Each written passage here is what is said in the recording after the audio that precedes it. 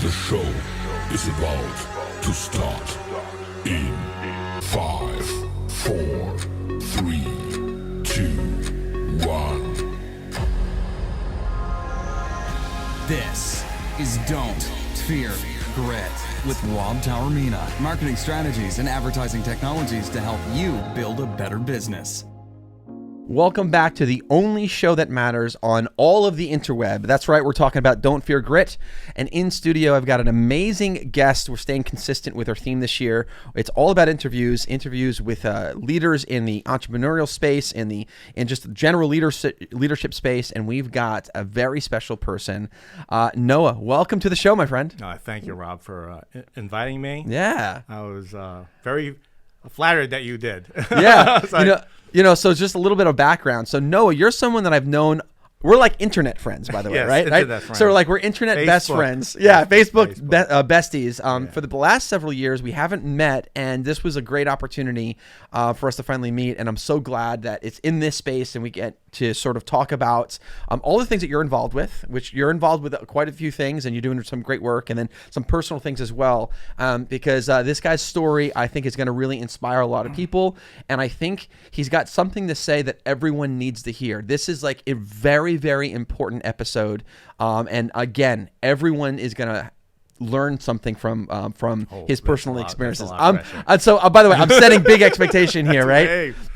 Big expectation here, but no, it's true. And I don't want to reveal everything, but yeah, you've got great businesses that you've done some amazing things, very successful at, but you've also got some personal things that recently surfaced and that just changed that perspective a little bit. And I think your experience, if you're willing to share, I think it's going to be a healthy reminder to a lot of people of what they need to be doing next. So definitely stay tuned and let's listen in. But tell everyone first, what are the names of some of these businesses and projects that you have? So my main 9-to-5 would be ConnectQuot West, which is a medical supply and equipment distributor.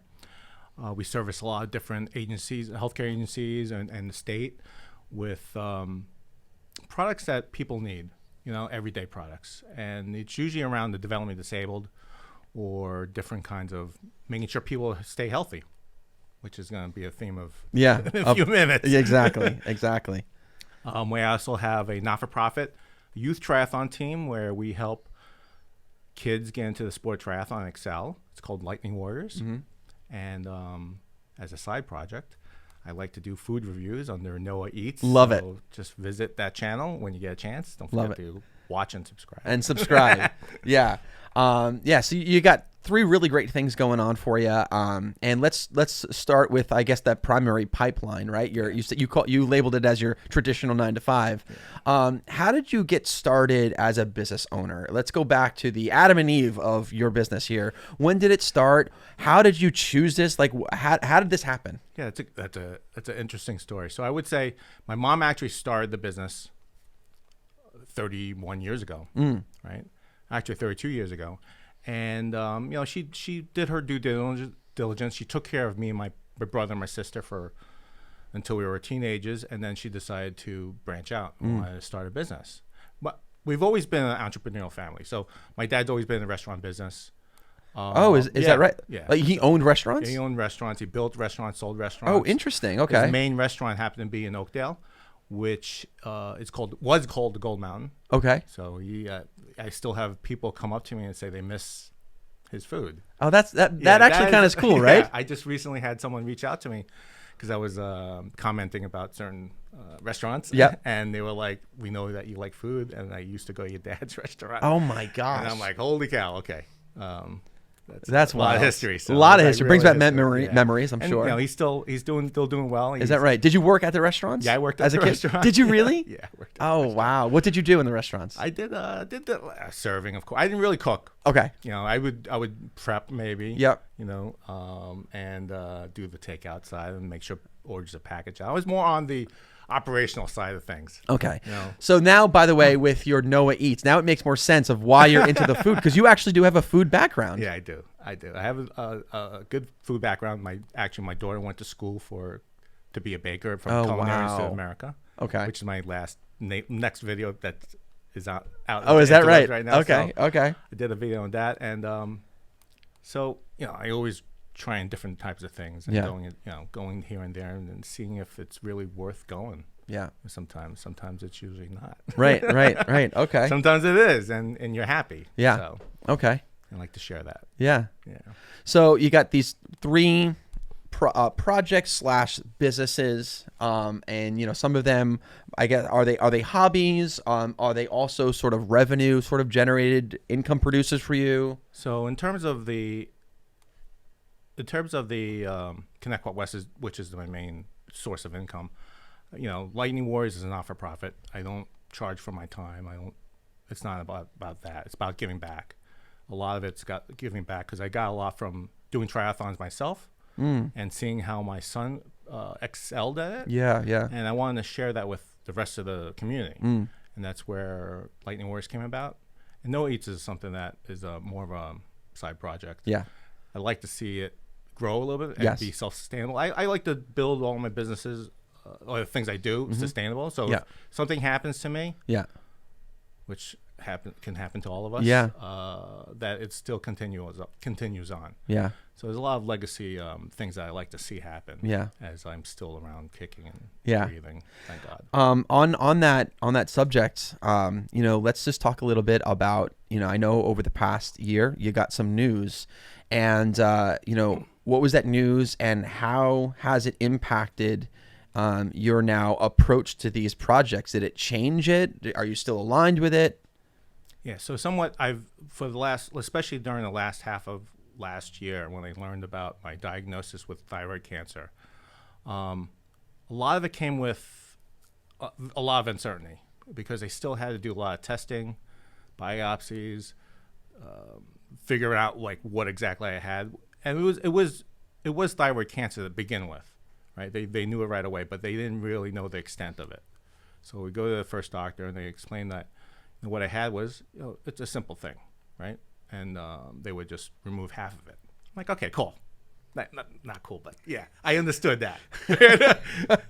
Right? So I understood, okay, that's what you got to do. And then So when the doctor says this and you laugh and you smile and you say, cool. I try to, I think the doctors think I'm a little bit disturbed because they're very serious. Yeah. Right? They're very serious, and I always try to crack a smile or a joke. Yeah. In the situation, because I didn't have the capacity of understanding what's going on. Sure, so I've always very lighthearted about doing stuff. Yeah. Right? Because I learned a lot that you can't take life so seriously. Yeah. Because you never know what's going to happen. No, well put. And Actually, I definitely didn't know this was going to happen. Yeah, Because no. I went to the doctor. Yeah. And like, okay. Actually, it was a colonoscopy. So anybody, I would suggest, if you don't normally get regular checkups, always do. You never know. So in this situation, it happened to be a colonoscopy, which is the wrong doctor. But he happened to do his exam. Yeah. And he goes like this, hey, feel that. I'm like, I don't know. I don't feel anything. Yeah. Go get that checked out. Go back to the doctor. He goes, go back to my primary. He goes, all right, got to do an MRI. All right, do the MRI. It's bigger than what it should be. I'm like, okay. Now you got to get a biopsy. Yeah. All right, go get that biopsy. All right, now he's like, oh, yeah, sorry. I'm like, sorry. Oh, my goodness. I'm like, what are you talking about? Yeah. It didn't really fathom to me that Sure. that it's serious, but the way he said, he said it, I'm like, oh, that's a serious then. Yeah. Serious than what I normally would think. Yeah. And I mean, how did your family respond? My wife was, my wife's thyroid doesn't work to begin with, so she's like, You don't need no it. big deal. That's how we were brought up. Okay. Nothing's a big deal. Gotcha. Unless Gotcha. I'm missing an arm or a limb. Gotcha. Don't worry about it. Just brush it off. Yeah. So it was no big deal, right? So that in the beginning was no big deal. Okay. And then so the doctor's like, okay, this is what we're gonna do. We're gonna take half your thyroid out and some lymph nodes. All right, cool. Now, for that to happen, you have to do another CT and another biopsy. Like, okay, do that. So they did the whole thing. Like, okay, we're gonna remove the whole thing. There's some side, some of the things that we might come up to. We'll try to protect your throat as much as possible. Yeah. I mean, they know that you have a YouTube show that you need. We're gonna do a review on Right. Could you imagine? They're like, listen, I have a date with a pizza after this. I have a show that I got to film. That actually went. Funny thing is, when they actually said that to me, like they were going to affect my throat, I'm like, I can't do my reviews anymore. Right. Not that I want to talk to my customers. No, it had to do with I can't do my videos anymore. That was the first thing I thought in my head. Really? Yeah, I was like, You're kidding. I was like, Oh my gosh, It wasn't wow. about like making sure I could communicate Sure. with anyone. It was Yeah, like, yeah, I'm gonna have a problem swallowing. Yeah, yeah. So, so he went through that process, and the final process was not the final process. I would say my brother kept on asking me to go get checked by Memorial Sloan Kettering, and so it was like finally was able to get a exam or a doctor's exam, and went to Memorial Sloan Kettering, and they kind of said that's the normal thing. They would remove the thyroid and whatever the lying nearby lymph nodes. I'm like, okay. But he goes, one thing he did add was, since it's so low, where down here, he goes, I would normally do a chest CT. And so we did that. I said, went back to my the first doctor, and I said, I went to Memorial Sloan Kettering, and he was like, okay. And he goes, I left it off like, he suggested, I guess, chest CT. I'm like, okay. He goes, yeah, go ahead, go to Zwanger. This is not paid by Zwanger, by the way. So I go to Zwanger, and he gets the my surgery was on Tuesday. Okay. We did it. I think the chest CT on Thursday. Okay. I'm sorry, Tuesday the surgery. Thursday was the chest CT. Yes. Weekend goes over. I didn't think anything of it. I'm getting ready for the surgery, and making sure they gave me a heavy cleanse to take care of everything. Sure. And he calls me Monday night. He says, I got to cancel. I'm like, really? I'm like, Oh my I'm gosh. gearing up in Right. my head. Mentally, you're Because getting in that space. Because I knew it was going to happen. Yeah. I like to plan ahead, Sure. get it done with. Right. Cut, go, Yep. recover, Yep. done. Yep. Right? He calls me Monday night, which is he's a great doctor. Yeah. And I'm like, oh, thank you for calling me so late. But Sure. He goes, I'm sorry, I got to cancel. Oh my gosh. I'm like, seriously? Wow. He goes, what I see in your chest now Yeah. is something I would have to get a thoracic surgeon involved with it. Yep. And there's a couple spots in there. Okay. And that's when my wife kind of got nervous. Oh, really? Yeah, that's when Okay. she got nervous. And I was like, oh, that's worse, because Yeah. you end up Googling it now. Oh, of course. So you go go from- the rabbit hole. Yeah, you go from 100% like recovery, like thyroid seems to be normal. Yep. And I'm like, okay, no big deal. Yeah. And once it starts metastasize, Yeah. then the numbers don't look farewell. So then when it gets down here, you're like, oh, you're not gonna walk out of here. Like, Well, yeah. You start thinking worst case scenario. yeah, worst case scenario. So you go down that rabbit hole, and I'm like, oh god. So I went back to Memorial Sloan Kettering and I started redoing all the tests I did. Yeah. They have a closed system where they have to do everything themselves and monitor themselves and check everything. So that took a little bit longer. They have a little bit more thorough. I don't want to say more thorough process, but they were doing a lot more than our local community Sure. physicians do. I think that they probably see 10 times in many cases. So Right, they right, kind of right. went through that process where they did all that. They did a lung biopsy because they Yep. what's in their lungs, and we went through that process. And they didn't really give me an answer of a plan until end of January. Oh, wow. Yeah, so that from basically almost like October to end of January, I really didn't know what they were going to do. Oh, Other interesting. than if they had to cut me open, they would cut me open. Sure. Sure. But that came with a lot of effects, meaning Yeah. that it's possible that they would remove my left vocal cord, Oh my gosh. 3 parts of my trachea, lower my voice box. Oh I'm my like, gosh. all this time I'm like thinking, okay, then I started thinking about how am I going to talk to customers. But I also thought, like, okay, I can't. This is serious now. Like, Yeah, you're now like, this I'm is like him serious. because it's going to affect my life. Yeah. Because I Yeah. won't be able to speak as loud as I normally would, or even have control over how I swallow. Oh my gosh. Right, Wow. so I'm like, okay, because some of the things that we sell is dysphagia products, and I know that that could be an issue, and aspirating and all the side effects that come along with it. So it would definitely affect my I don't know about my livelihood, but it would affect how I would manage that, Sure. manage things. Sure. because I'm so used to talking. Yeah. Like all of us. Yeah. There's certain things that we're used to. We rely on our voice. Yeah. We rely on a lot of different things that Yeah. we don't. I don't want to say. I guess we could take for granted. And Yeah. Now we're like, okay. It's a good point. It's a good point. You gotta take, figure out things that you can make sure you keep the quality of life almost the same, right? So that's kind of how we left it. So right now I'm in the middle of 5th week of treatment. The interesting thing about cancer is that I think every cancer has something different. Yeah. They treat it differently. When I went in, I'm thinking, just scrape it out and like you'd be done with it. Yeah. No, it doesn't work that way. I'm like, yeah, what do I know? I didn't go to school for that. So,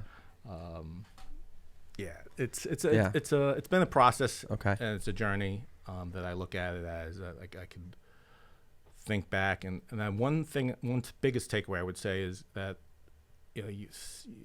I normally don't rely on people as much as I can, and maybe a little bit control-ish or something like that in terms of like, especially you're a small business. That's most entrepreneurs, by the way. Right. Yeah, and you like to have your hand in everything because you're not sure if something's going to happen. You want to make sure you can fix it right away. Yep. Right. And you don't have the skill set, or you're just uncomfortable with doing it. Sure. Right? So I've learned this process where kind of like, I don't want to say let go, but let things fall into place, and not the worst thing can happen.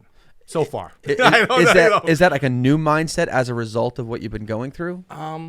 More so than before. Yeah. I've always made sure that there's plenty of room to have my employees do their own thing, or have my friends help me out. Yeah. And I think a lot of it has to come with that they want to help out too. Not that you're unable to do it, but they want to be part of. I want to say they want to be part of the process sometimes, and they want to feel like they're doing something to help you. And I've learned one thing I've definitely learned is like, just let that happen, because it's not the worst thing. It's good for them. It's good for you.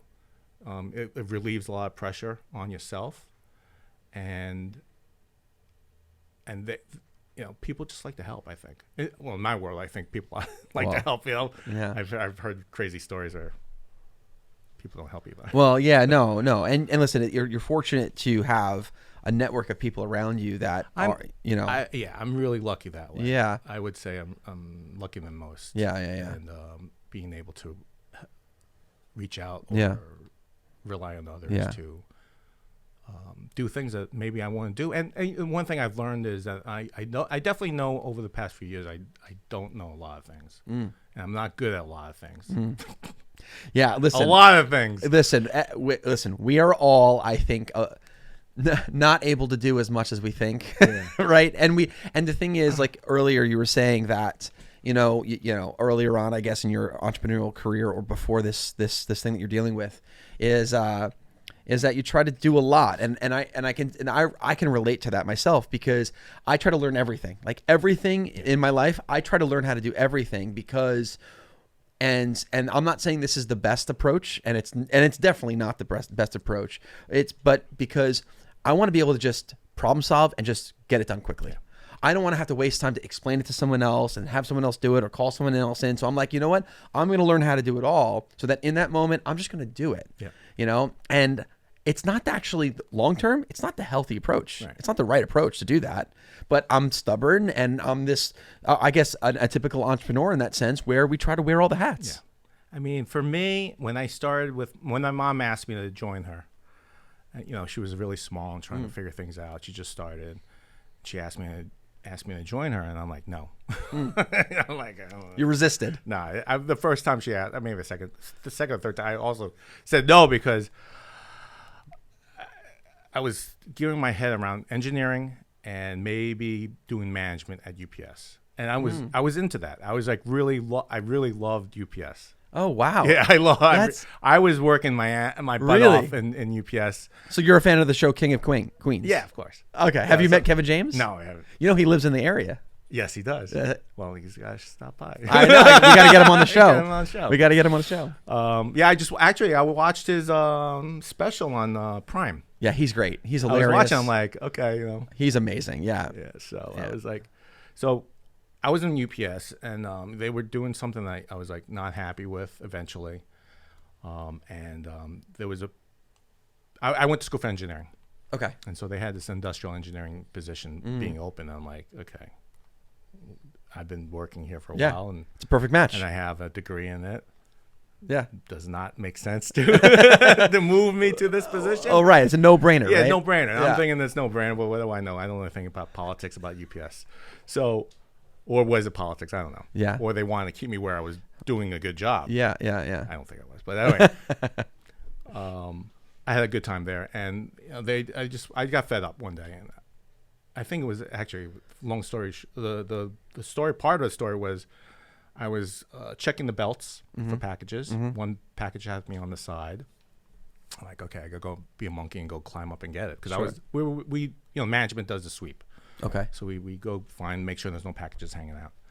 And for whatever reason, they had this air conditioning screw hanging out from the ceiling from 50 feet above, and the belts were high up. Okay. And I went to go grab the package. I stood up, banged it. No. I started bleeding. Are you serious? Yeah, I started pouring blood out of my head. I'm like, oh my God. And so I get down. I'm still squirting blood out. Are you like on a like a ladder or something? No, it was like they. Well, if you worked at UPS, there's a bunch of conveyor belts all over the place. So when you move when you pick up a package and put it somewhere, it's going to go to a truck or another truck or another place. And I just happened to find a small one, a cylindrical one. Oh my gosh. Like a cylindrical one, and Okay. it's hanging on the side. Okay. I'm like, okay, I go get that. And sure enough, I busted my head, got some staples. Holy They put some cow. staples in me, and I'm like, and the way they, I guess the way they reacted, and at that time it was like really rough. They were really rough. And Okay. I was fine with it, but okay. the way they reacted was like, it was an engineer that told me what I was doing. So I wore a hat just to cover it up. Oh, okay. Right. And So you didn't tell anyone? I know they knew. Most people knew, but this engineer didn't happen to know. Okay. I think that's what that triggered everything. Oh, okay. So he was telling me what to do. Okay. And this guy doesn't know what he's doing. Yeah. I mean, he doesn't have experience of what I was actually doing. Okay. And he goes, why are you wearing that hat? Blah blah blah blah blah. Yeah, and some yeah. derogatory statements, and I'm like, really? And that was it. You I knew was in that forget it. moment. You're I was like, I'm done. I'm done. Okay. I'm done. So then my mom asked me again. Oh, so the timing was better this time. Yeah, by the time it was better. Okay. It was a good timing. And, Okay. And so. And this was for the medical. Yeah. Gotcha. Yeah. Gotcha. So no. My dad still had the restaurant. Okay. He sold it after my mom was doing well, and we were doing well. Okay. So Okay. he I was gotcha. like, you know what? I don't need to do this anymore. Right. Everybody went to college. Okay.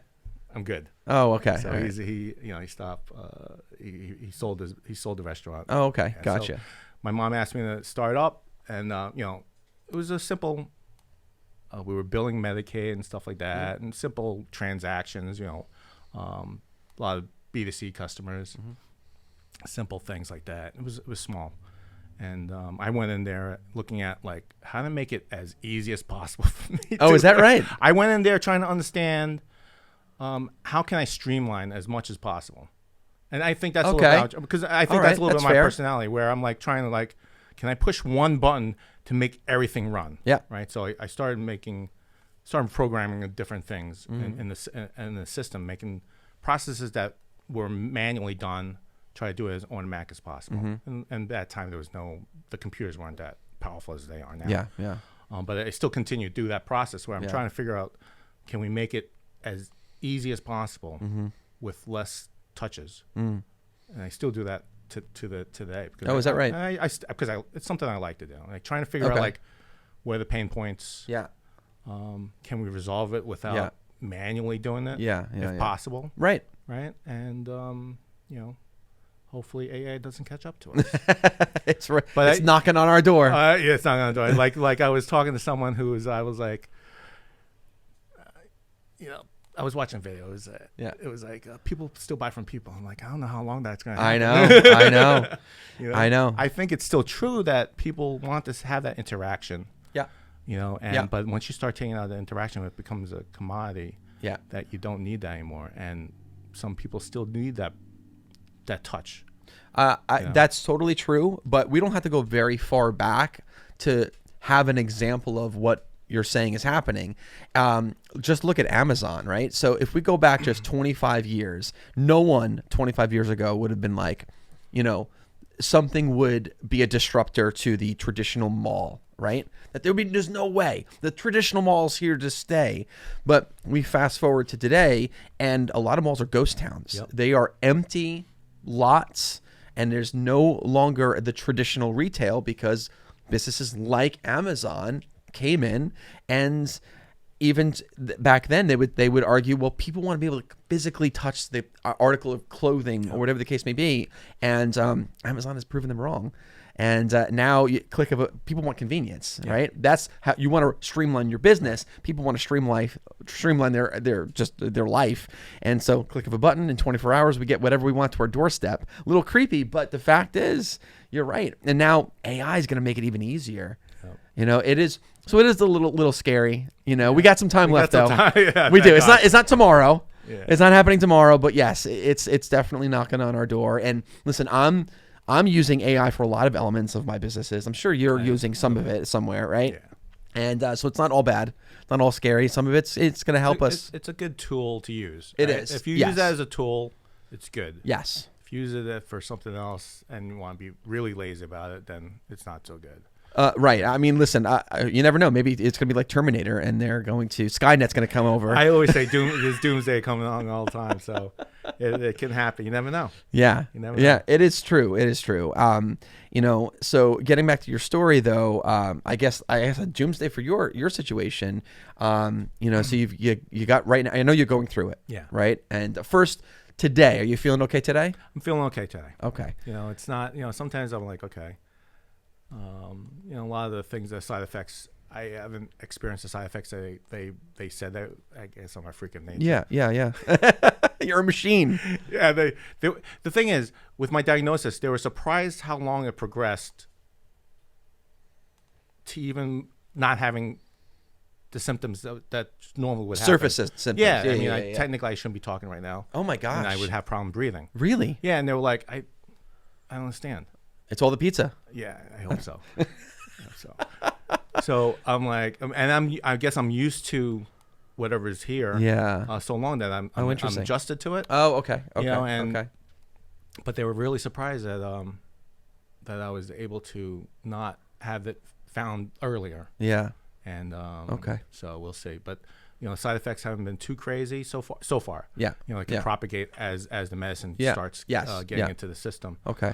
I just recently one of the blood work data that they presented to me, I was like, I read it like and look at them like they always have that exclamation point. Yeah. I'm like, no good. High. It was high. Oh, so of course I'm like, okay, I'll look at that. Yeah. Google. Yeah. And it's like, oh, this is what happens if it's too high. I'm like, okay, go back to the portal, which is good. Technology is great. Oh, it's great. Go back to the portal. The doctor calls back. Says, hey, all right, I gotta give you this particular medicine now. I'm like, really? I don't want to take another. Right. I don't want another one. Yeah. But I already took I'm taking 3 for blood pressure right now. Wow. Which I only took like a small dosage. Before, sure.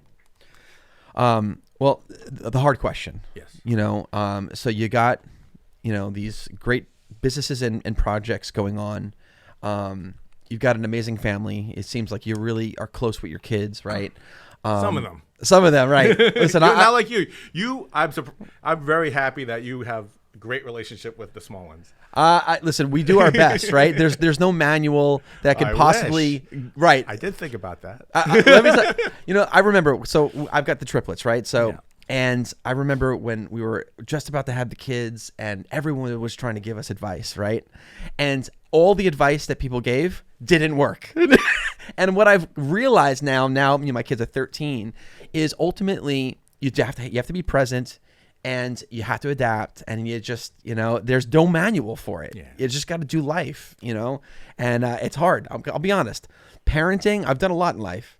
Parenting is the hardest one. Yeah, I think, one thing I learned about parenting is, try to learn at least, is you gotta let them do a little bit on their own.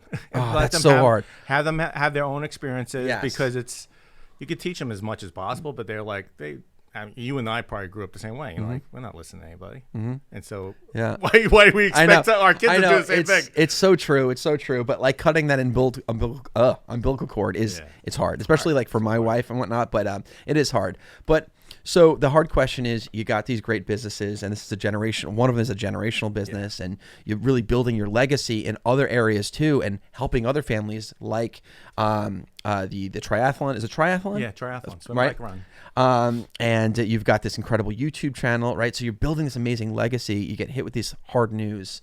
Now sort of, I guess the reality of it is sinking in. What does that? Did it change how you were thinking now long term? Because as an entrepreneur, we're always thinking about scalability or all this stuff, right? But did this change at all for you? And then, like, if you don't mind, open up as much as you can, because here's the thing I think a lot of people have to realize is that I don't think that we set up our businesses to be successful without us as much as we should. Yeah, I believe that too. I think we still want to be significant in what we create. And some of them don't realize how significant it is not to be there, right? It's important, because if you're the one who's going to be the bottleneck or some kind of bottleneck, and your business can't function without you, then you really didn't do. I would say you didn't really do a good job, because you kind of like I don't want to say it's selfish, almost, right? You're managing, you're helping out a bunch of families in your business. And you're not thinking about, like, okay, if I don't show up that day or a year, right, or something happens, because I think a lot of people think we live forever, and I still do, right? We all do. Oh yeah, we can live we forever. Think we're invincible. Yeah, right. So, but yep. we have to take a moment. I don't want to say we take a catastrophic moment like a diagnosis or anything like that, but sometimes you need to take that time out to recharge. Understand what needs to be done, what really needs to be done. Yeah. Not just pick up the phone and call another customer or a prospect or whatever the situation may be. Yeah. But what really takes to make it so that it is sustainable, and for someone else to maybe buy it or someone take it over, make it easier for someone to take it over, because people are looking for that. People don't want to have too much headache when they take over a business, and it's something that most people don't think. Most people don't think about it. No, they don't. And I think, for people that are watching this or listening to this, and they're like, maybe they're like, I haven't been diagnosed with cancer. I don't have to do this yet. I don't think that being responsible, like you're suggesting that we need to be more responsible about our responsibilities and our work and our businesses. It's not just because it's to safeguard against health necessarily, things that come our way, but there's other things that could impact a situation, and we need to be ready for that stuff. Yeah, and you never know what's going to happen. We don't. You might need to take care of a parent or a child. Exactly. And it takes away from your focus of working in your business versus working on your business. Right? So those things are paramount, that for any business owner that's getting into it, think about it that way. I mean, it's it's not easy, right? It's not easy because it's obviously it takes brain power to do that, and it's easier to do certain things or fall into the place where I'd rather do this instead, right? And and nobody wants to face the fact that they're mortal, right? And so you have to really be conscious of where you're at in your life and make a concerted effort to include that on a checklist. It's something that nobody. It's important. It's important, it is, and especially if you have a family. Yeah, it's probably more so if you have a family. If you're a single guy, you can do whatever you want. That's true. That's true. But down the road, I mean, that could also change, right? And so, if we've got our family responsibilities, could be to our wife, our kids. If it's a business that has employees, you have a responsibility to employees, right? And then if you didn't set up the business properly, where it now can't function without you, and that business now folds. Now, not only are all those families that you employ are out of a job and they're confused, but now, if you didn't set it up where your family knows, your wife knows, your husband knows, your kids know something, and they're part of that plan, how does it continue, right? And we were talking off camera, and I think you attended like an event, and you shared something. I don't know if you mind talking about it here, but you shared a surprise, that you were surprised at that some of the businesses didn't have that like succession plan or something like that, right? I think a majority of businesses don't have a succession plan. It just might be culture. I never understood that. Maybe and there were not young people that, you know, in the process of building a business, they were established business people who work on other businesses, who see what can happen, and they haven't taken the time to see what they could do with their own businesses. And I was I was just astonished with that. I was just surprised how many people are in that situation where they yeah. I mean, that's right there. It's kind of, you know, I don't know if it's an opportunity for somebody to really cut in, you know, go into Probably. that, you know, right? Yeah. It's people don't realize how important you are, I guess. Yeah. You know, I think we probably downplay ourselves a lot. Mm-hmm. You know, maybe it's just a Yeah. personality thing, and we have to realize that we are important to others. You know, and it's not to boast or anything like that, but it's people.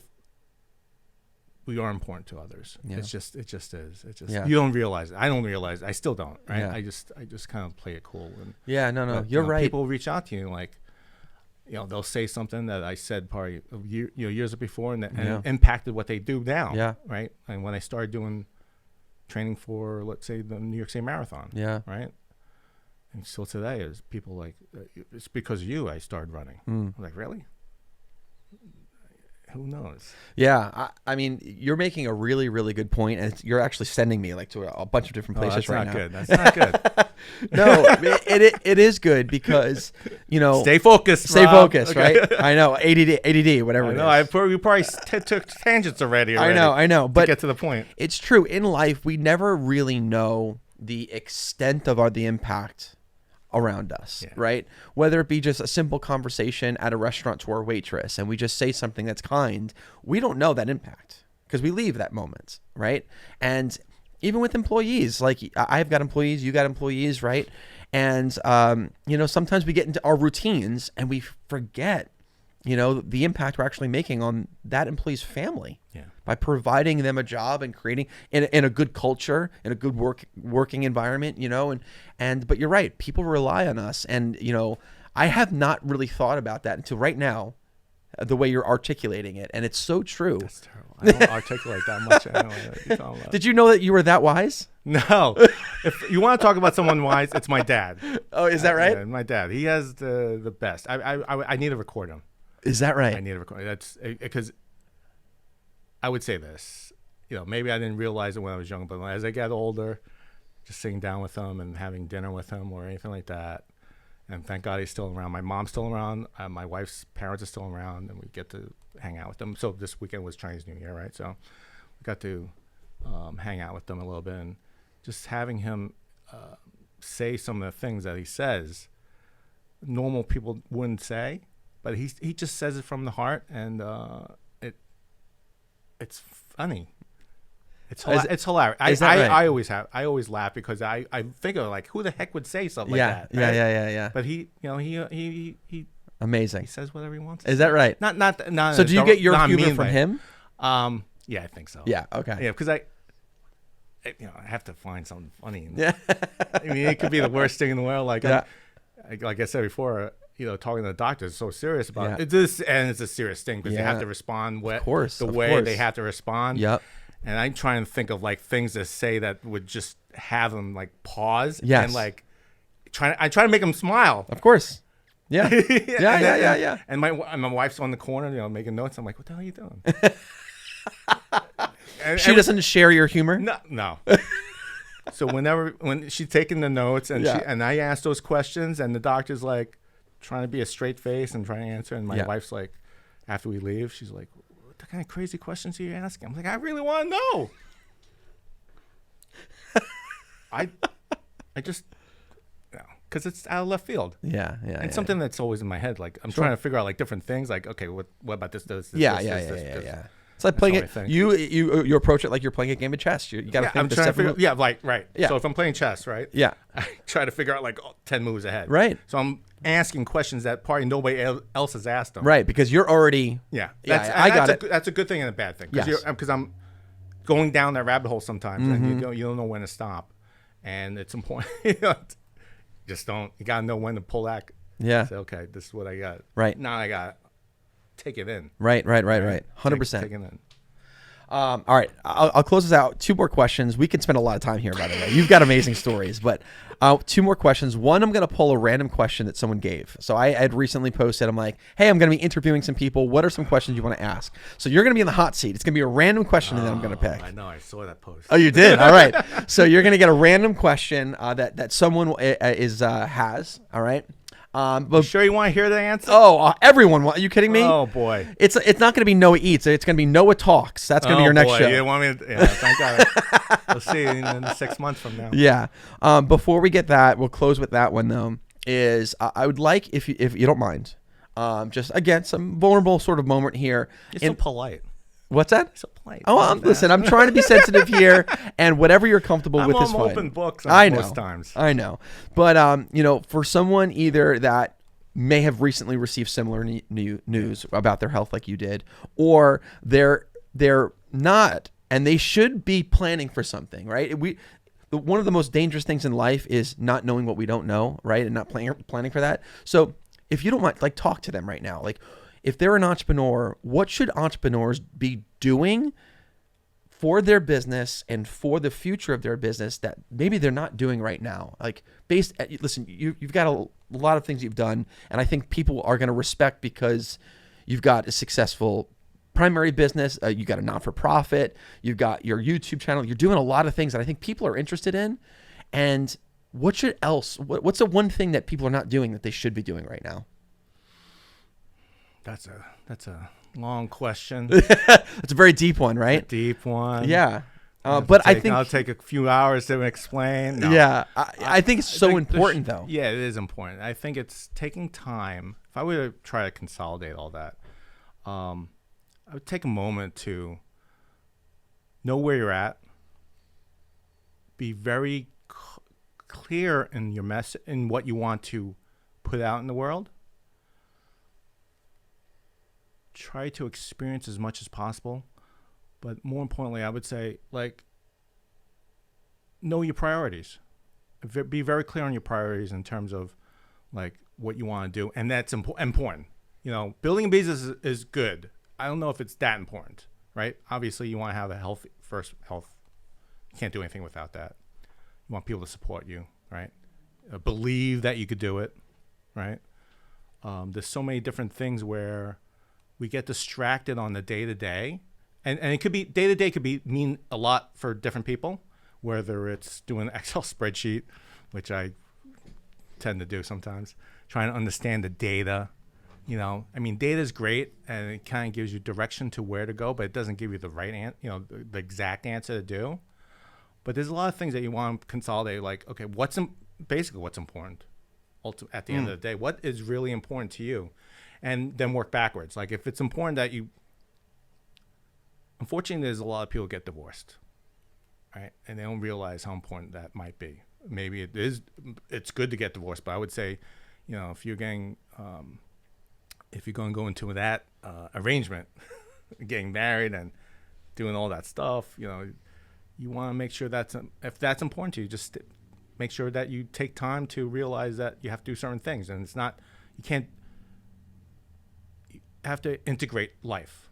Yeah. Right? It's integration, right? What's important should be integrated, not just it's a business, not just it's family life or my kids or something. It's kind of like everything's, it's one question. Sure. It's a universal answer to the question, right? 42. Right. So you have to figure out, like, what you want in that equation. Yes. And it's not an easy thing to it's not an easy thing to articulate, or it's not an easy thing to understand or realize. I think it might have to take some time out of your day, just a few moments maybe. Sure.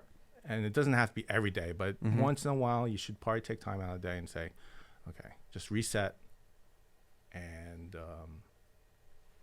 see what's really important at what you really need in the big picture. That is great advice. So I think a lot of people don't look at the 42,000 foot view of what needs to be done, and everybody gets caught up in the controlling the Yes. levers, 100%. because we have a little bit control over that. Yes. Right? So we, you could say, oh, let's change the camera view. Right? Yeah, yeah, yeah.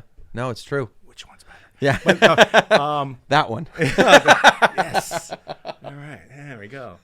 Hot ones. Yeah. And so it's something that I don't know if I articulate it as best I can. Yeah. But it always comes down to what's important, I think. Yeah. And realizing that, taking the time to realize that it is important. Yeah. I think people think, a lot of people put a lot of things that are important, that they think is important, but it truly is not. Yeah. Right. How Okay. many gas cards do you need? Or, Right. It's so true. We need that. We need that reminder of, truly what is important, because we distract ourselves with things, and ultimately at the end of the day, it's easy to get distracted. Yes. I mean, there's a lot of stuff that nowadays is you get very distracted. Oh with. gosh, yeah. It's crazy. Yeah. I don't know how we did it. I mean, we did it. It was easier for us, I think, because we didn't have so many distractions. Yeah. As much. Right.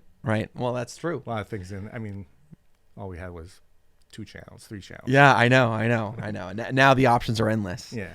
All right. So final question, hot seat question, polling the audience here. Who won the question of the day? Yes. So the question that I am going to ask you here, there's a couple actually really good ones that I think you'd be perfect for. Well, make it easy. Throw a softball. We've got some political ones. Let's stay away from political ones. I'm not. So with the political ones, right? Yeah. I really don't get involved with that. Because it's for me. Yeah. It's a time crunch. Yeah. I don't want to go down that rabbit hole where I'm like, Yes. I have no control over that. Right.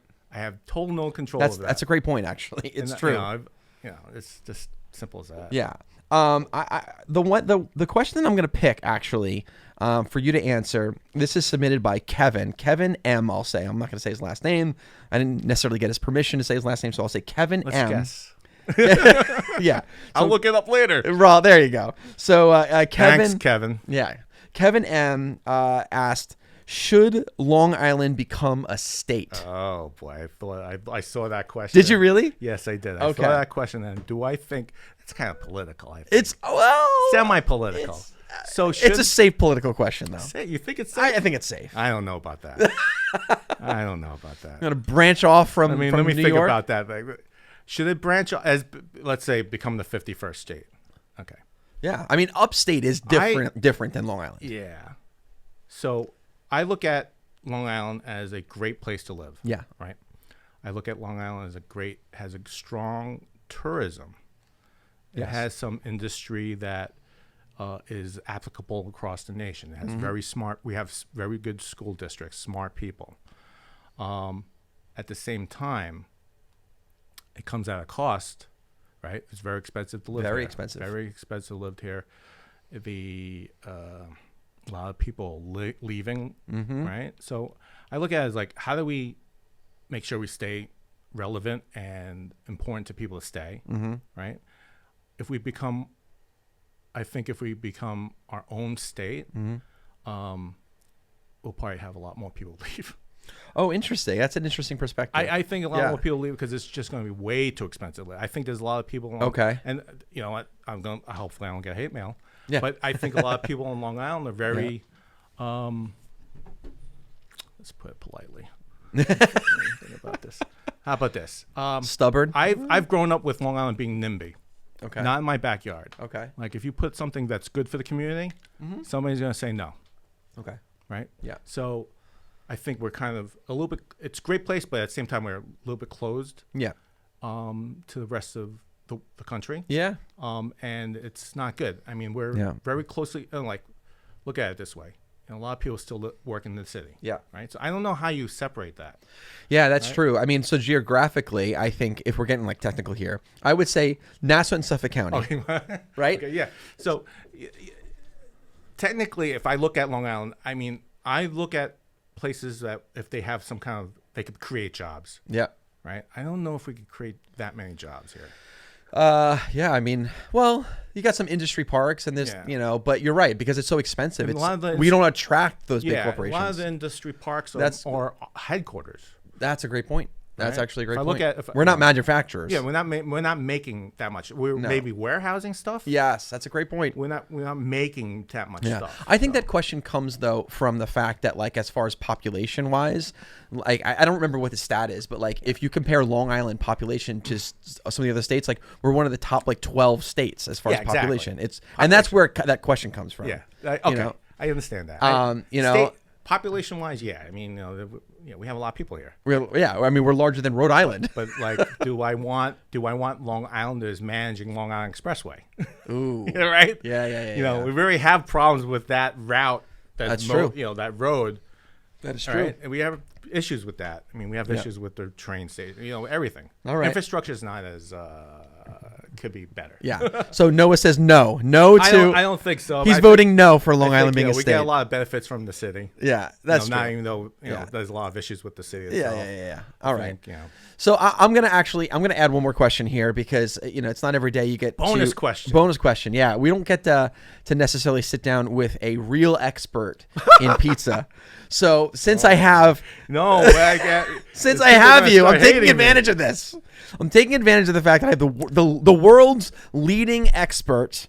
I'm going to call you Sultan Pizza Guy. Okay. The Sultan of Pizza. Sultan of Pizza. Yeah, Sultan of Pizza. I have my friend up in Connecticut is the Polish pizza pope. Is that right? Yeah. Well, you're the Sultan. You've had a lot of pizza. Too much. Too much. So I need to know, everyone needs to know, because you're the only one that I know of that has the experience to actually back up this statement, right? Because everyone would be like, "Oh, my pizzeria is the best." Well, you've only had one pizzeria. How do you know? I've had people complain to me that what I say is wrong. Well, listen, it's a very subjective thing, how can I right? say that? But all right, so right now, here and now, this is 2024, people, and we've got Noah in studio. He's going to let us know what is the best pizza that you've ever had. Name it and claim it. On Long Island or ever? Ever. Yes. Okay. I rated this on my video on one of my videos, and I'll tell you why I liked it. Okay. Because it reminds me back when my dad had the restaurant. There was a pizzeria next door called the Village Pizzeria. Okay. And it was simple. Dough, sauce, cheese. Very simple, and it was thin. It was crispy when it came out of the oven. It wasn't too charred. And this particular pizza reminds me of that, and it's Joe's Pizza in New York City. Oh, all right. I've had that actually. So that's famous, that place. It is. It's probably more tourist trap, but even though so there's still nostalgia there as well. It's a little bit, but okay. I would say I've gone to new places. I've gone to it doesn't matter. Yeah. If I were to choose one slice, it would be that. It would that one. Yeah, it would be that one. Okay. There's a bunch of places out here in Long Island, of course. Yeah. Joe's Pizzeria. Isn't that the pizzeria that they reference in Elf? They reference that one in Spider-Man. Is it Spider-Man? Spider-Man. Okay. All right. So Joe's Pizzeria. There you have it. So everyone who's listening in from around the world watching us, now everyone knows Joe's Pizzeria in Manhattan is the best pizza in the world. Give me the royalty checks. Make it payable to him. Yeah. So listen, Noah, thank you so much for coming out, man. Thank you for inviting me. Oh, absolutely. This has been a blast. You're hilarious. And honestly, you are a wealth of knowledge. You really are. And the fact that you're willing to just sort of like freely share it, is it's really nice. It's refreshing. I do my best. Yeah. So I appreciate it. So thank you. My wife won't appreciate it. She'd be like, "What are you doing?" Yeah. Giving away all the secrets. Oh my goodness. Well, listen, we're definitely going to have you back for a follow-up episode. That. And listen, we wish you nothing but the best. We want you healthy. We want you to get better. We know this treatment is going to work for you. And the next time you come on the show, you're going to be like, "Oh, we're good. We're good. Everything's gone. Thank God. Treatment works, right?" So that's what we're hoping for. That's a great thing about newer technology. It would have been like probably not here now. That's true. That's it. Yeah. So all right, tell everyone, where can they find you? Where can they learn more about your businesses? Where can they follow you and subscribe? Give all those channels. You don't want that. Endorse away, my friend. Go for it. Oh boy. So you can enjoy seeing my videos on Noah Eats. Just YouTube it. Just Google it. You can also visit CWIquality.com. That's my medical supply company. If you needed some products for your business, and then lightningwarriors.org. So we have our youth triathlon on September 15th this year. And, anybody from no adults, you can't race, from 7 to 17 can come down and race. And before that, we have our practices that you come down and enjoy. Learning the sport, it's a lifetime thing you could do for the rest of your lives. And really excited to see more kids do it. So. Awesome.